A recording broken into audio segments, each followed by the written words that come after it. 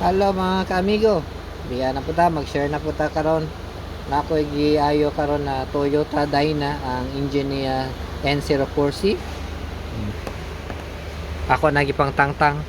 Ang issue ani cranking only. Ang diagnose sa Pikas na workshop ECU daw. Moto, ako gi-check ang mga wiring, fuse, relay, okay man siya. Karon na ako findings nga gitangtan ako ay may supply dire moto dili ka siya kuha na yung pressure moto tanaw na ko marag pump ang problema moto wala wasa ko ni side pump ako gitangtang niyang pressure sensor moto pagtangtang na ko niya kay hugaw kayo fuel ni gawas kan mga itom yan ay mga metal moto pag humanaw tangtang sa pressure sensor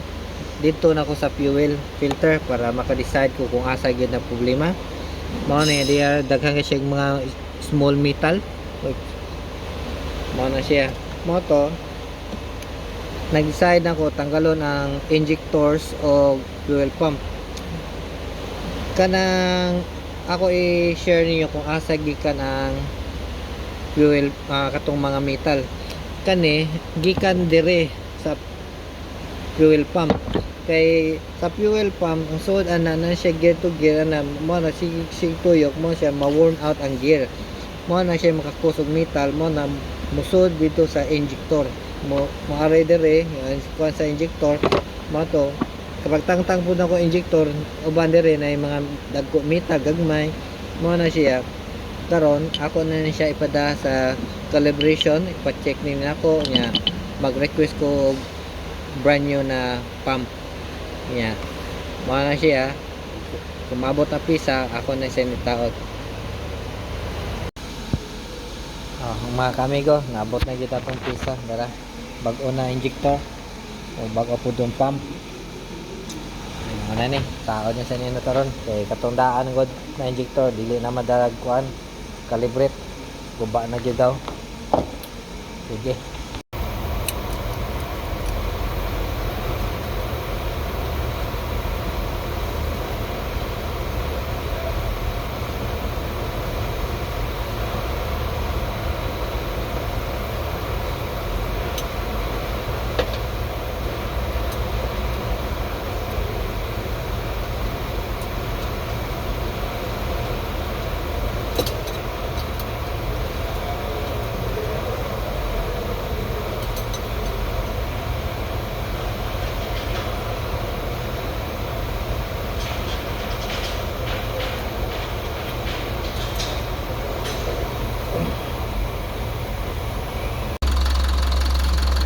kamigo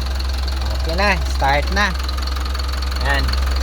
maro itong problema yung pump na paano yung pump sa gear solo sa pump na damage niya ito mga gear mga metal ito yung injector na damage mo ito